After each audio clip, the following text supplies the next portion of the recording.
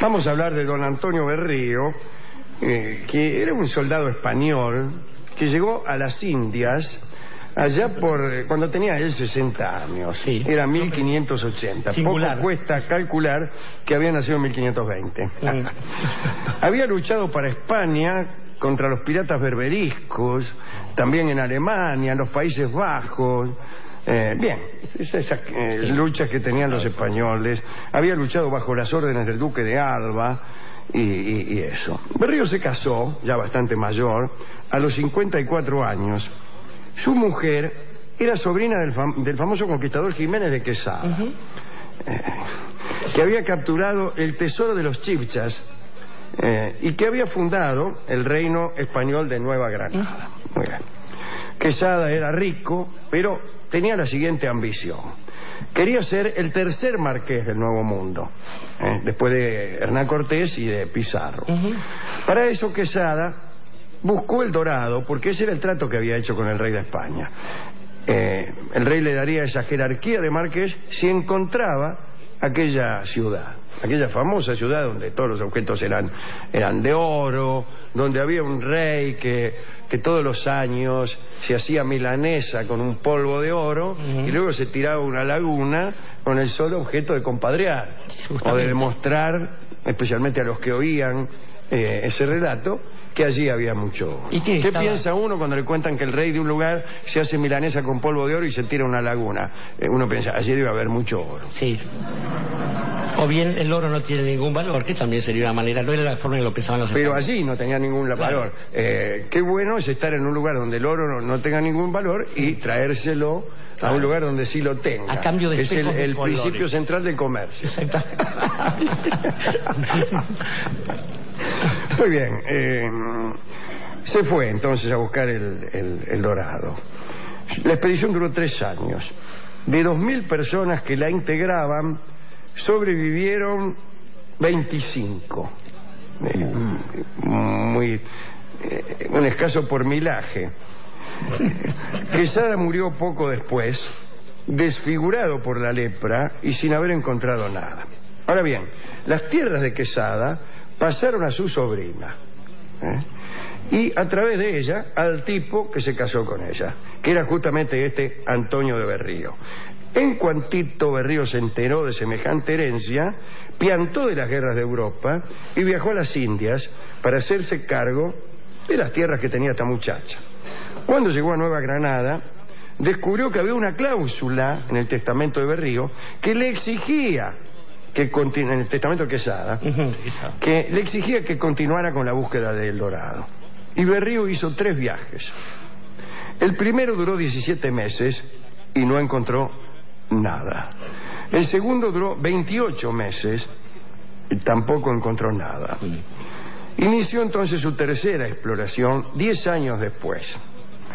Ya entonces tenía 70 años, como nada cuesta calcular. El plan de aquel viaje consistía en bajar por el Orinoco y en determinado momento debían abandonar el cauce central y desviarse, ya que según algunas notas que habían encontrado, por ahí andaba la ciudad dorada. Era una expedición pequeña, con menos de 120 hombres. La mitad de ellos fueron por el río, en 20 canoas, a las órdenes de Berrío, es decir, los hombres estaban a las órdenes de Berrío. Y la otra mitad, con 200 caballos, por la orilla, a las órdenes de un viejo soldado que ya había estado sirviendo a Quesada. Viajaron durante 1 año, y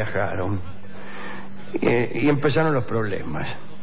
Primero apareció una peste que mató a 30 españoles. Muchos desertaron, muchos que no se habían muerto, ¿no? Y para evitar las deserciones, Berrío ordenó que sacrificaran a todos los caballos y luego fueron comidos, porque no era cuestión tampoco de desperdiciar. El tipo había leído mal la historia de Cortés, ¿no? Sí, claro. En vez de quemar las naves, quemó los caballos. Más tarde fueron comidos, incluso algunos soldados que tuvieron la mala suerte de encontrarse con tribus de caribes, cuyo plato preferido, como usted bien sabe, era el hombre al asador. La expedición continuó maltrecha y sin destino, Finalmente lo único que querían era seguir el Orinoco hasta llegar al mar. Con eso nos damos por satisfechos. Berrío pudo llegar, cruzó la isla Trinidad, aquella que hay en la desembocadura, y luego a Margarita, que es la otra, y allí se refugió con sus hombres para lamentarse con tranquilidad de su fracaso. Pero en poco tiempo empezó a surgir de nuevo el fervor por el Dorado. Había gente que contaba que había aparecido un tipo llamado Albújar, que había pasado 16 años en la selva, y el tipo decía que era el único sobreviviente de una expedición al Dorado, casi olvidada. Por toda la isla circulaban distintas versiones de esa aventura. Se decía que Albújar había estado a cargo de las municiones de esa misión, que las municiones habían explotado, que Albújar había sido condenado a muerte de una forma especial, lo habían dejado a la deriva por el Orinoco en una canoa, que los indios lo habían rescatado y lo habían cuidado. Parece que lo llevaron con los ojos vendados de un poblado a otro, y un día llegó a un sitio en el que le quitaron las vendas y allí Albújar vio la gran Manoa, la ciudad del hombre dorado, allí donde una vez por año, justamente como hemos dicho, hacían milanesa a un príncipe con polvo de oro. Los cuentos decían también que Albújar había aprendido la lengua de los indios, que se había casado con una india y que un día el cacique le preguntó, así porque sí, si prefería quedarse o regresar a la civilización. Y Albújar dijo que quería volver. Entonces le regalaron objetos de oro como despedida, pero en el camino se los afanaron. Cuando llegó a Margarita contó todas esas cosas, no ofreció ninguna prueba, pero todos le creyeron. Yo sacaría el pero.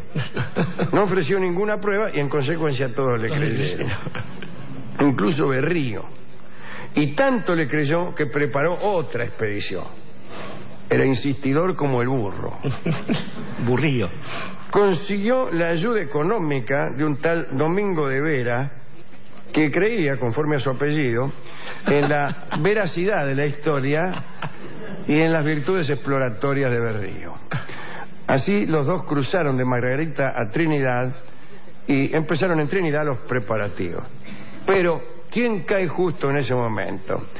Sir Walter Raleigh, con todo el apoyo de la reina Isabel, un apoyo que no era más que una retribución. Sí, que era la querida. Había sido un poco novia la reina Isabel de Walter Raleigh. El tipo había hecho una inversión interesante que era una capa que se acababa de comprar, vio que la mina venía caminando por ahí, la tiró en un charco, ¿sabe? Le había salido un Perú, incluso alguna otra colonia porque no la conocían los ingleses, y la mina le pasó por encima la capa y después él le pasó por encima a la reina, ¿no? Y así. Ese fue un gesto que luego tomaron todos los caballeros de todo el mundo y que hasta hace muy poco era clásico en las historietas. Sí, señor. Había un charco y el tipo se sacaba el gabán y lo ponía. No, otra cosa es el pasodoble ese que dice pisa morena, pisa con garbo, que un relicario me voy a hacer con el trocito de mi capote que hayan pisado tan lindos pies. Es decir, el tipo había tirado su capote sobre el charco. La ausencia de charcos vino a menoscabar la actitud de los caballeros. Como quiera que sea, llegó ese tipo Raleigh con el apoyo de la reina Isabel para descubrir el Dorado. Una de las cosas que descubrió Raleigh fue el territorio después llamado Virginia, en homenaje justamente a la reina Isabel. Claro. Y de ahí el tabaco Virginia, al cual Raleigh era muy aficionado, y de ahí también la marca de ese tabaco de pipa que se llama Raleigh. Sin duda. Ahora, lo peor del caso es que Isabel detestaba el tabaco y no lo dejaba fumar en su presencia. Bueno, pero estos son detalles. Llegó Raleigh, hace mucho que llegó, pero no avanzamos. Se quedó fumando el tipo. Y hubo un enfrentamiento entre españoles e ingleses y ganaron los ingleses. ¿Lo ves? Berrío terminó preso de Raleigh, que lo trató con toda consideración. Escribió incluso Raleigh acerca del español lo siguiente. Tengo aquí justamente. Este Berrío es un caballero de buen linaje, muy valiente, de gran confianza y gran corazón. Lo he tratado según su situación, en todo cuanto he podido. La verdad es que se trataban con toda cortesía Raleigh encontró su destino tras las confesiones de Berrío. No solo le contó la historia del tipo Albújar, sino le contó los viajes que él mismo había hecho, le dijo por qué rutas no había que ir, y el otro se tentó y continuó la búsqueda. Tampoco encontró nada. Lo único que consiguió fue el desprecio de su reina, que terminó por mandarlo preso a la Torre de Londres. Mire qué ingrata. De todos modos, cada vez que se enojaba, Isabel mandaba a alguno preso a la Torre de Londres, y si no tenías tanta suerte, por ahí no te cortaban la cabeza. Exactamente. Berrío obtuvo su libertad tras la paga de un rescate por parte de la gobernación de Margarita, e incluso le devolvieron a los ingleses un soldado inglés que tenían preso por ahí. Antonio de Berrío se refugió en una islita del delta del Orinoco y allí esperó, ya con 80 años, a que le llegara ayuda de España para emprender una nueva búsqueda. Y llegaron fuerzas de la corona española, casi 800 hombres, pero demasiado tarde. Berrío estaba loco y moribundo, que es una mala combinación para emprender la búsqueda del dorado. También estaba débil y desnutrido, y se tapaba las patas con cartas de navegación y mapas, los mismos que no lo habían llevado a ningún lado. Murió en el año 1598, y el dorado entonces no tenía 80 años, tenía 78. Sí. Jamás fue encontrado. ¿Por qué no lo encontraron? Bueno, a lo mejor porque no había tal cosa, y no porque estaba bien escondido, como creen algunos. Lo encontraron porque no lo buscaron bien, o estaba tan bien escondido que no lo encontraron. Otra respuesta es: no había tal cosa, ¿cómo lo van a encontrar?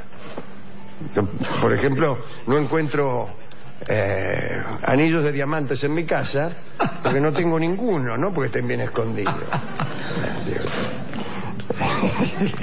Yo no encuentro cosas que no estén podridas en la heladera y no, Claro. qué sé yo. Hay mucha gente de conductas parecidas, Cierto, ¿no? Que andan cierto. buscando personas que no existen, ciudades que no existen, libros que no existen. Promesas que nunca le fueron hechas, Claro, claro.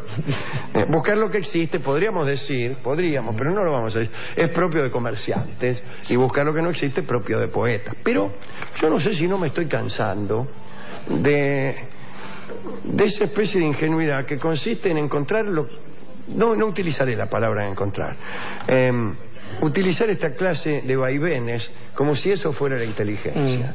Un vaivén que, bueno, no es el hombre el que golpea la puerta, sino la puerta la que busca al hombre. Buscar cosas que no existen es profundo, y buscar cosas que existen no lo es. Araca con esto.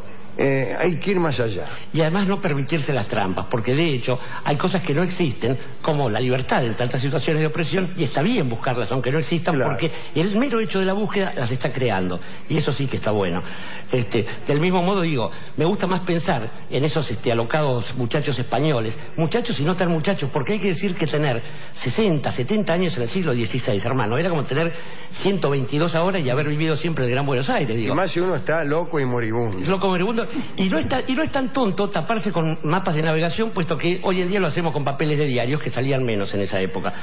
Pero digo que me gustaría reivindicar, Alejandro, en esto a esos hombres de la madre patria de España, por encima de los británicos, porque los españoles, mal o bien, y en muchos casos bien sabemos que no estaban muy convencidos de que el dorado existiera, pero sí era una buena excusa para salir a por lo desconocido, y creo que también hoy en día es bastante fácil ir a Bangkok y hacer un tour de, no sé, turismo sexual y crearse un gran aventurero, que los hay, y en aquellos días era ir a un mundo ciertamente desconocido y hurgar entre lo desconocido, y si no se encontraba el dorado, sí se encontraba un destino.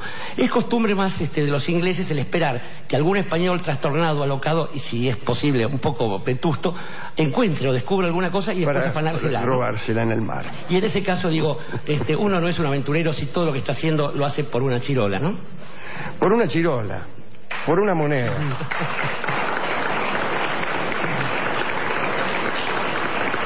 Y justamente el tema que va a ilustrar esta pequeña recordación de los muchachos Raleigh y Berrío, el tema que va a ilustrar esta charla se llama Una moneda. Una moneda. La va a cantar el sexteto Cabernet.